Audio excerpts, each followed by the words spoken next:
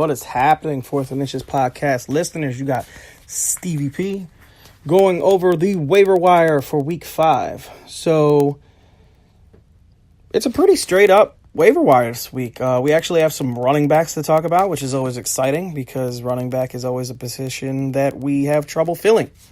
So, there are some guys that are definitely on the waiver wire this week, guys that look pretty good. Have some wide receivers that we can talk about. And let's get right into it. So, this week we have 5 running backs that are less than 50% owned and that I like. So, I'll read them. This is ESPN, obviously, because that's kind of what we use. Less than 50% owned. Let's go with the guys. We got TJ Yeldon, Mike Davis, Nyheim Hines, Nick Chubb, and Ronald Jones.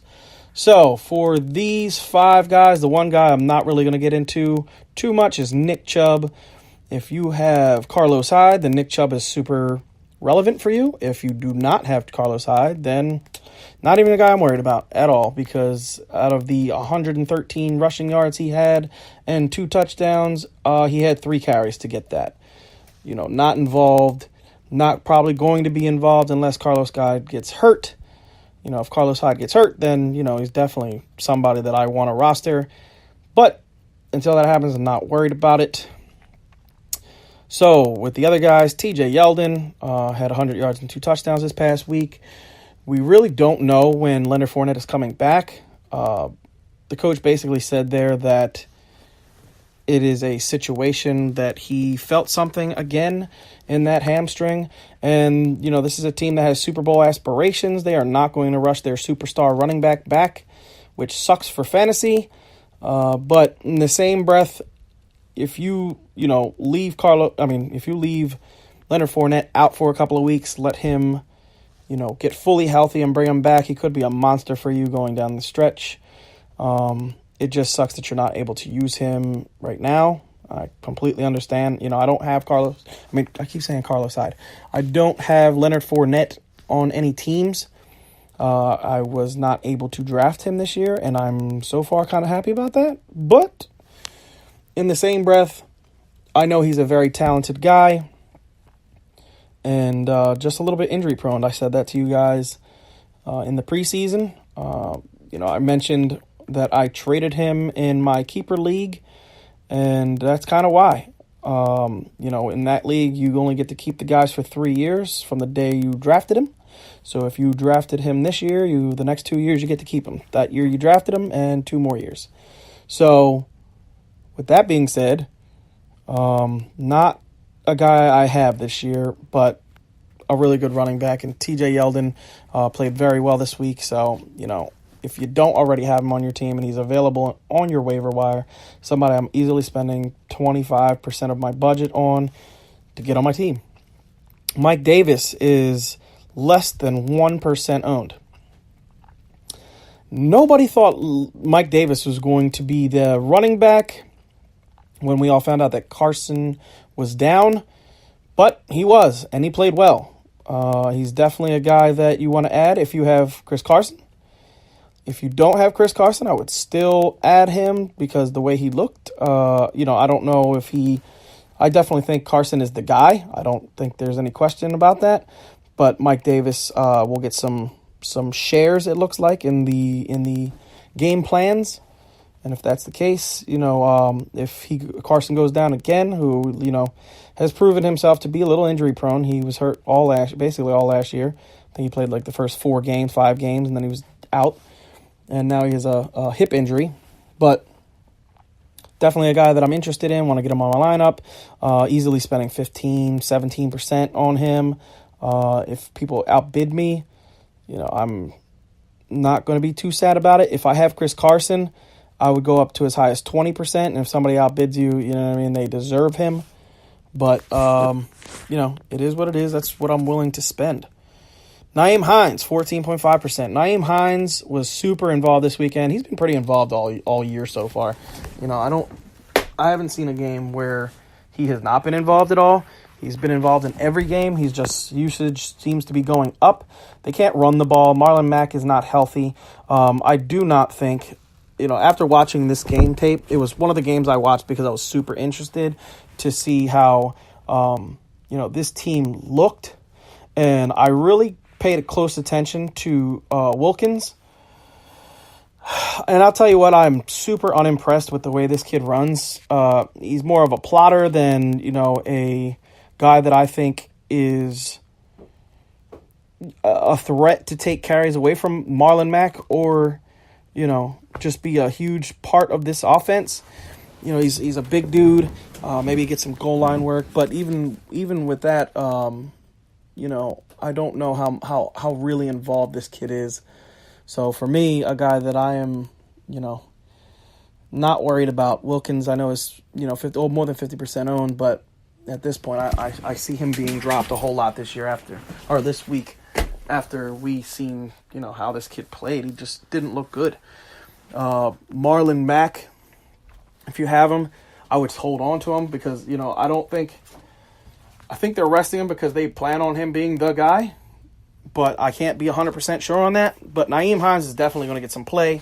Definitely a guy I'm willing to spend like 15-20% on because I think he's going to be involved all year long. If Marlon Mack comes back and they still can't run the ball, then they just might say Nyheim Hines is, super effective while catching the ball. We're just going to keep using this kid. So, and Robert Turbin's coming back. So Robert Turbin could be the goal line guy and Wilkins could just be out. So if you have Wilkins, I'm okay with you dropping him. I know other fantasy guys will tell you to hold on just in case, but just watching the way he looked, I'm not impressed. Not a guy that I feel like I have to hold on my bench and worry about too hard. So the last guy is Ronald Jones. Ronald Jones had the most carries in the Bucs backfield this weekend. He was active for the first time this weekend. Looked pretty good. I'm willing to spend about 10-12% on him just because I don't think the Tampa Bay Buccaneers can run the ball. I was one of those owners that picked him up. I added him after waivers last week. I saw that he was available, and I was like, hey, you know what? I'll add him and put him at the end of my bench. We have 9-man benches in my league. So I added him, and I said, I'll let him sit there and see what happens.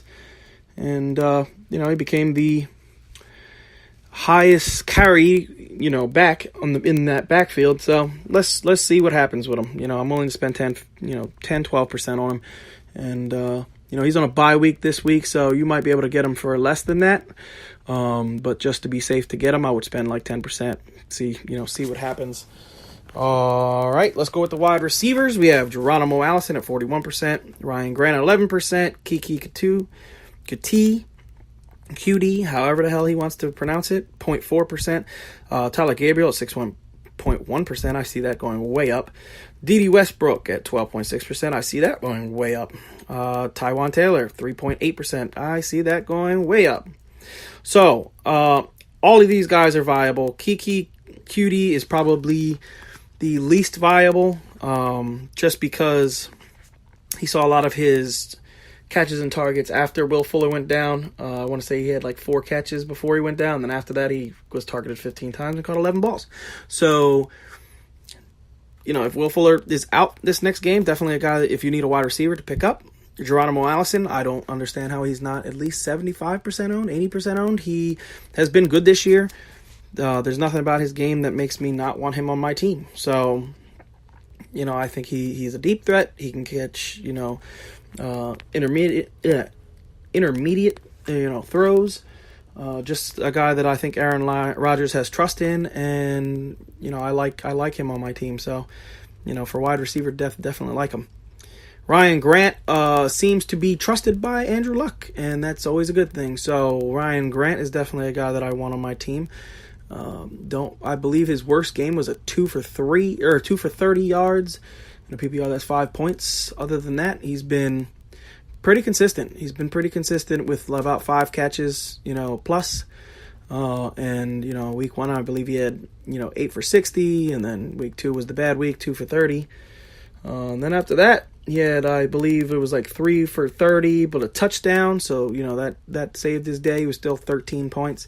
And then last week he was 5 for 60. So, he's basically 11 points. He's basically double-digit points every week so far this year, except 1. So, if you need a wide receiver, why not?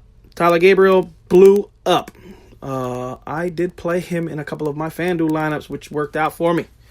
But blew up, had 2 touchdowns, had over 100 yards, had 7 catches. You like everything about him. If you can get him in your lineup or your team, not lineup, obviously, because he is on a bye week this week, but I would definitely get him. All these wide receivers I've talked about so far. Geronimo Allison, I'm spending 10-15%. Ryan Grant, 10-15%. Taylor Gabriel, I'm spending more than that. I'm spending about 20-25% if I really need a wide receiver, because, after this week, you just got to do it. D.D. Westbrook, I just think he's sharing with everybody there. I think you are never going to know what guy is the guy any given week for the Jacksonville Jaguars. So D.D. Westbrook is somebody that I'm willing to have on my team, but I'm not willing to spend a whole lot of money on. So 10-15%. Tywan Taylor, heavily targeted in this game, had 7 catches for 70 yards. I believe he's going to be heavily targeted from here on out. Especially, it's just an offense that is starting to look much better. And, Matthews is gone. It's just one of those situations that I think he is the number 2 guy for an offense that is going to start to get better. So let's go to quarterbacks. We got Jameis Winston and Derek Carr are really the only 2 guys I'm interested in. Derek Carr, I've been telling you guys, has been good all year. He just hasn't been scoring the touchdowns, and now he had 4 touchdown game. Just a guy who he has a lot of ability. You know what I mean? He's been throwing for basically 300 yards every single game. So, definitely a guy that if I need quarterback help, I would love to have him on my team. Jameis Winston is going to be the guy moving forward. They know what Ryan Fitzpatrick is, and I told you guys this. If you guys listen to our DFS podcast, or if you listen to our rankings podcast, I did not have, I was one of the very few rankers to not have Ryan Fitzpatrick in their top 10. I didn't even have him in my top 12.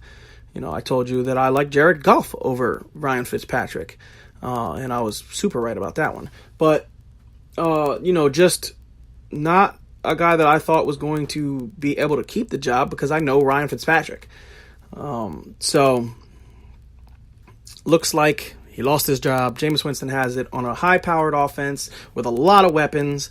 Jameis Winston is somebody that you should pick up now, stash, because if he starts playing well, if he starts going for 300, 400 yards a game and 2 or 3 touchdowns, he's going to turn the ball over, because that's just Jameis Winston. But, a guy that I think they're going to give let him take every opportunity. They're not going to go back to Fitz. That's just not going to happen. Many coaches get fired for stuff like that. So, they're going to ride it out with Jameis.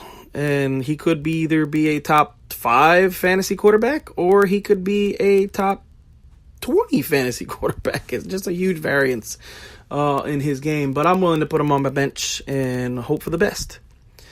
So now the tight end position it's a shit show, guys. Let's just be honest. After the top 3 guys, who knows what the hell anybody's doing. But Vance McDonald is running hard. He's only 31.3% owned. I would pick him up if you need tight end help. Antonio Gates scored a touchdown this week. He had 11. And I told you that. If you guys listen to the podcast, you know that I said I guaranteed, Antonio Gates to have a touchdown this week. And I was right. He, scored a touchdown this week. That was pretty easy for me to see happening. So, definitely a guy that I thought was going to do that and did. But not a guy that I really want on my fantasy team, or, he's just not the sexy guy. He could be good, but, I don't know how often you're going to feel confident in starting him until you see a little bit more out of him. Cameron Brate. Cameron Brate, actually, with Jameis Winston coming back and O.J. Howard being hurt, is definitely a guy I want to get on my team. O.J. Howard sounds like he's only going to be out 2, maybe 3 weeks, but we're not 100% sure. And Jameis Winston loves to throw to Cameron Brate, so definitely a guy that I'm willing to, spend $5-6 on, and see what happens. Vance McDonald, I'm willing to spend, $7-8 on. And Antonio Gates, I'm not willing to spend anything on. You know what I mean? Because if you have to go rely on Antonio Gates for the rest of the season, I think you're in trouble.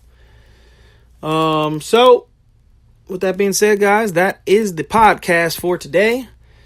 You can catch us again on, I believe we're doing a podcast tomorrow. Yes, Wednesday. Yes, I am doing a podcast tomorrow. So tomorrow I'll be doing a podcast because I can't do one Thursday to talk about the Thursday night game. So tomorrow's podcast will be talking about the Thursday night game and guys that we like, guys that we think are going to have good games in that game. It is the Indianapolis Colts and the New England Patriots. We'll be going at it, and we'll be going over it, guys. So thanks for listening like always. Have a good rest of your day, and we will catch you back here tomorrow. Peace out, y'all. Let's get it.